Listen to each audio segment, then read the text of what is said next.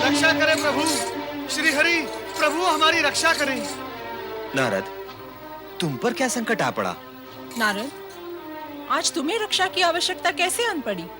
तुम तो संपूर्ण जगत की रक्षा की चिंता किया करते हो। माता, चिंता तो आज भी है, किंतु जगत की नहीं, जगत पिता की। अर्थात? श्री हरि, भस्मासुर को वरदान देकर भगवान भोलेनाथ स्वयं संकट में पड़ गए हैं। वो दुष्ट भस्मासुर भगवान भोलेनाथ के सिर पर हाथ रखकर उन्हें भस्म करना चाहता है। पर नारद, ये भी तो शिवलीला ही है। शिवलीला? श्री हरि, ये कैसी शिवलीला है जिससे प्राण संकट में पड़ जाएं? नारद, शिव ऐसी ही लीला करते हैं कि जगत के सारे प्राणी इस सत्य को जान और मान लें कि अयोग्य प्राणी को अधिक अधिकार और वरदान देने से जगत को दुष्परिणाम भोगने पड़ते हैं। किंतु इस समय तो आप उन्हें दुष्परिणाम भोगने से बचाएं। स्वामी, आपने सदा ही शिव पार्वती को संकटों और बाधाओं से उबारा है। आप शीघ्र ही उनकी सहायता करें। वो तो करनी ही होगी।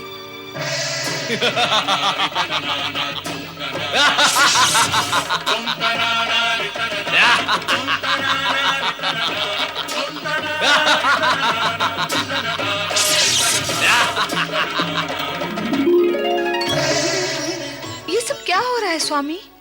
कहां कहां क्या हो रहा है देवी?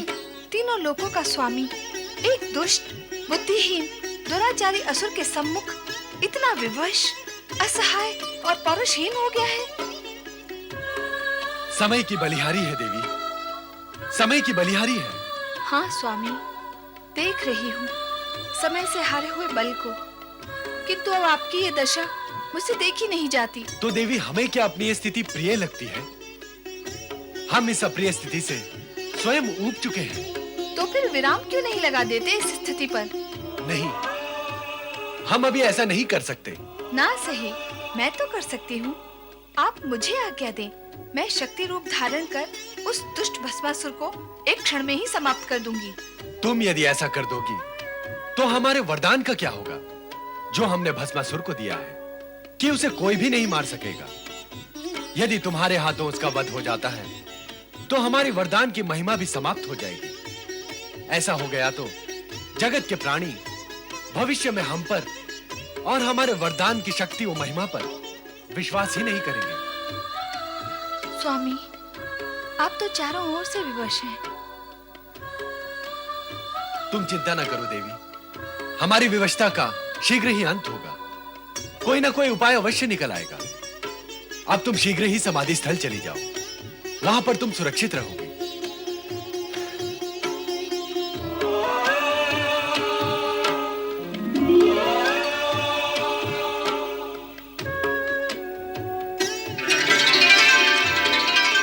कहाँ है शिव शंकर? कहाँ है महादेव?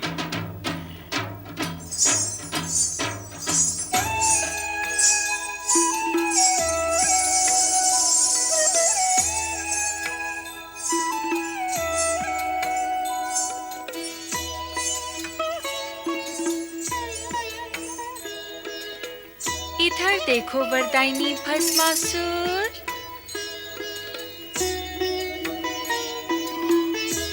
ध्यान से देखो।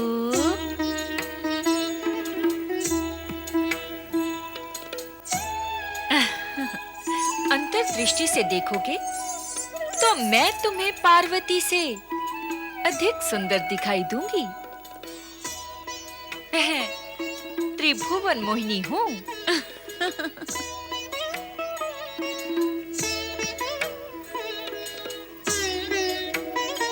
रूप और सुंदरता में मेरी बराबरी करने वाली अन्य कोई सुंदरी इस जगत में नहीं है।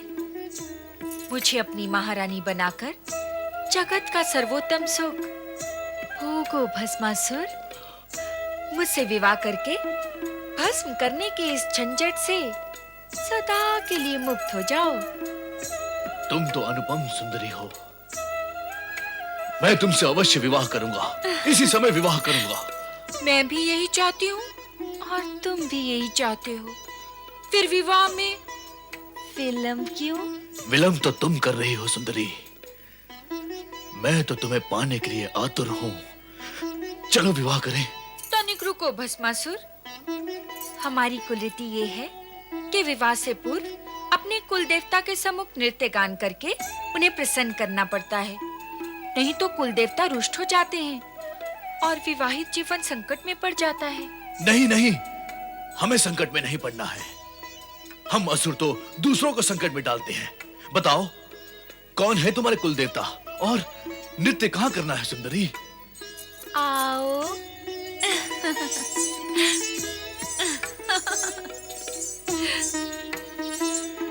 ये वट वृक्ष ही हमारे कुल देवता हैं। तुम मेरे होने वाले पति हो। हमारी कुल रीति के अनुसार कुल देवता को प्रसन्न करने के लिए तुम्हें उसी भांति नृत्य करना होगा जैसे कि मैं करूंगी। बोलो, करोगे ना? अरे तुम कहोगे तो नृत्य क्या, मैं कुकृत्य भी करूंगा। चलो शीघ्र नृत्य आरंभ करते हैं ताकि नृत्य करके हम शीघ्र विवाह कर सके। तो चलो नृत्य गान आरंभ करते हैं। गान? क्या हुआ, रुक क्यों गए? मैं नृत्य तो कर सकता हूँ परंतु गान नहीं गा सकता। क्यों? मेरा कंठ बेसुरा है। यदि मैंने बेसुरा गीत गाया तो मेरे जाति वाले असुर ये समझकर यहाँ पर आ जाएंगे कि मैं उन्हें पुकार रहा हूँ। नहीं, मैं गाना नहीं गा सकता। अभी अभी तो कह रहे थे कि कुकृत्य भी कर सकते हो। कुकृत्य करना तो हमारा कुल धर्म है सुंदरी, परंतु मैं गीत नहीं गा सकता। तो ठीक है, तुम केवल नृत्य करना, किंतु उसी भांति जैसे कि मैं करूं। वैसा ही करूंगा। चलो शीघ्र नृत्य आरंभ करते हैं ताकि हम शीघ्र विवाह कर सकें।